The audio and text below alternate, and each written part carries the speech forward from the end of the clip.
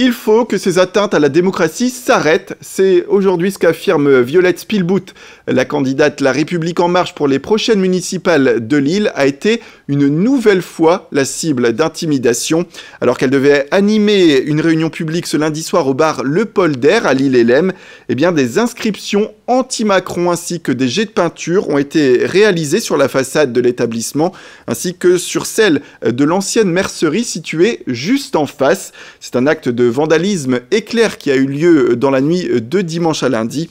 Il faut le dire, c'est la deuxième fois que l'élu vit ce genre de situation après avoir subi le mois dernier l'irruption d'opposants durant une réunion publique. C'était au bar Le W à Oisem. Elle fait le point sur cette situation.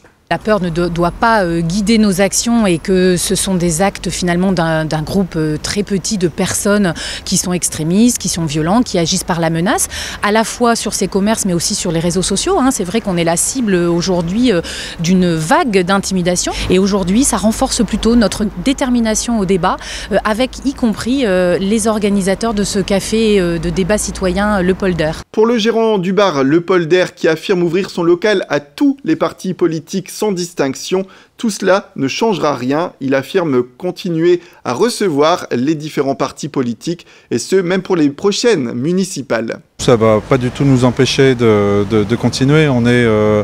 C'est le cœur de notre projet, c'est justement cette possibilité de travailler avec tout le monde, d'être un lieu d'expression, un lieu d'initiative. Et si on veut être un lieu d'initiative, il faut qu'il y ait une liberté d'expression et il faut qu'on arrive à préserver cette liberté d'expression sur le territoire de la commune. Autre fait marquant, c'est l'émotion collective qu'a suscité ce nouvel acte de vandalisme à l'encontre de Violette Spilbout.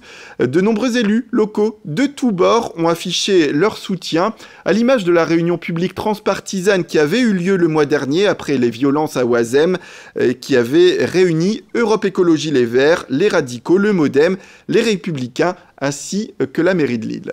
Beaucoup d'élus républicains se sont manifestés auprès de moi ou auprès de l'établissement commercial touché. Je vais dire qu'aujourd'hui, oui, il y a quelques communiqués de presse. On attend de voir si la mobilisation est générale. C'est important, je pense, dans ces moments-là, de sentir que toute la ville est unie, finalement, pour faire respecter le débat, respecter les opinions de chacun et que nous puissions progresser ensemble. L'idée, quand même, c'est que ça aille mieux à Lille pour aujourd'hui et pour demain. Plusieurs plaintes ont été déposées depuis les violences le mois dernier. Reste à savoir si le climat pour les municipales de Lille l'année prochaine s'apaisera ou pas.